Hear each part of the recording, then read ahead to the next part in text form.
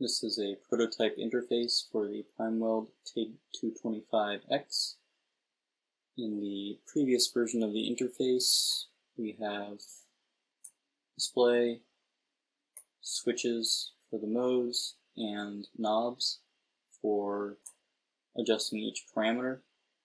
And this is very convenient because you can just reach out and adjust a parameter. What's not so convenient is that you can't tell what the value that you're adjusting, like what the actual value is. It's not linked to the display. The only thing you can ever see on the display is the welding current. The other thing you can't tell very easily is whether the knob will actually control what's happening with the welder. For instance, in the pulse mode, down here at the bottom, flat line, no pulse, but the knobs are still there. It doesn't really tell you, unless you know in advance, that turning off the pulse feature means that these knobs no longer are relevant to the operation of the welder as a whole. Additionally, there's a graphic issue, I think, here where base current is a property of the pulse mode, but it's not shown like that. If you read the manual, it says base current only affects pulse operation, how much it drops down to during the second half of the duty cycle. Yeah, something like that. Same thing with AC up here, and then when you go into stick mode, the only thing that matters is welding current. So, let me see if I can grab this. Let's see, the new control proposal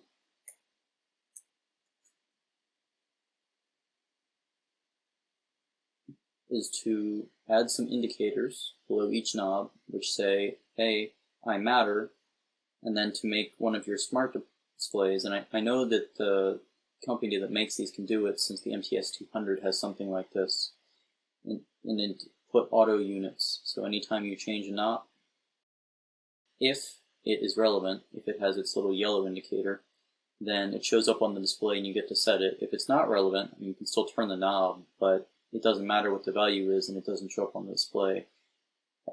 And there's one good reason it doesn't show up on the display, and that's because specifically for pulse frequency, if it's turned off, you don't know whether to show a small range or large range.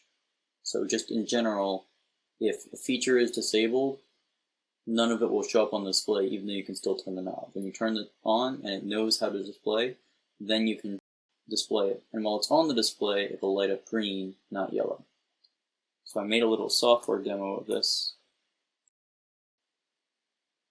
Temp and pedal are just there for symbolic purposes. They don't do anything. Same with trigger, actually.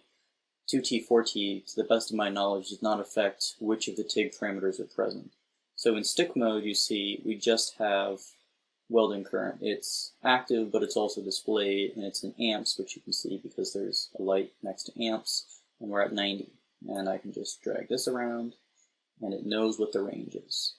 Now, in theory, you'd be adjusting these current ranges to the voltage, but I did not include that in my implementation.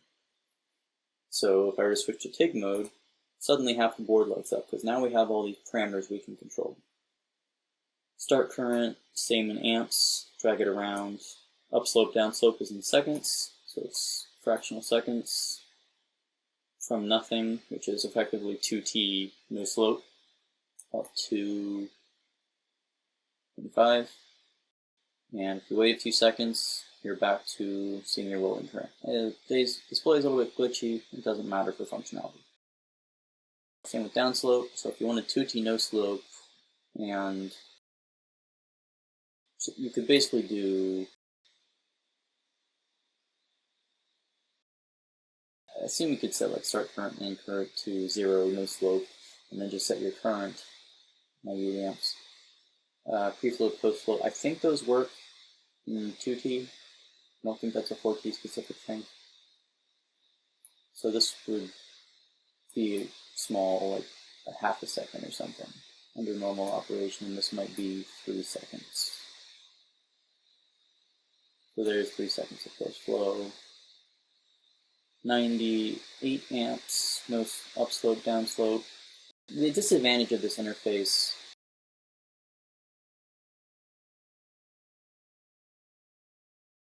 is that you can't figure out what the value of a knob is unless you change it first, because the only way it focuses is by changing.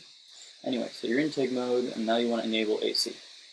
You can mess with AC all you want, but unless you enable it, it doesn't ever show up. So now you enable the AC feature, and when you start changing the frequency, you can see what AC frequency is on. So say you want like 80 Hertz AC, give or take, and then AC balance, like 30%, cleaning, whatever it is.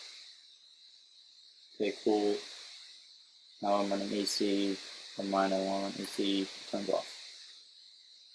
So now you can see which knobs actually affect what the welder is going to do. And if I turn my pulse settings, for pulse, got my base current, my pulse duty, percentage, note the percentage unit, pulse frequency, and this one's a pain to implement.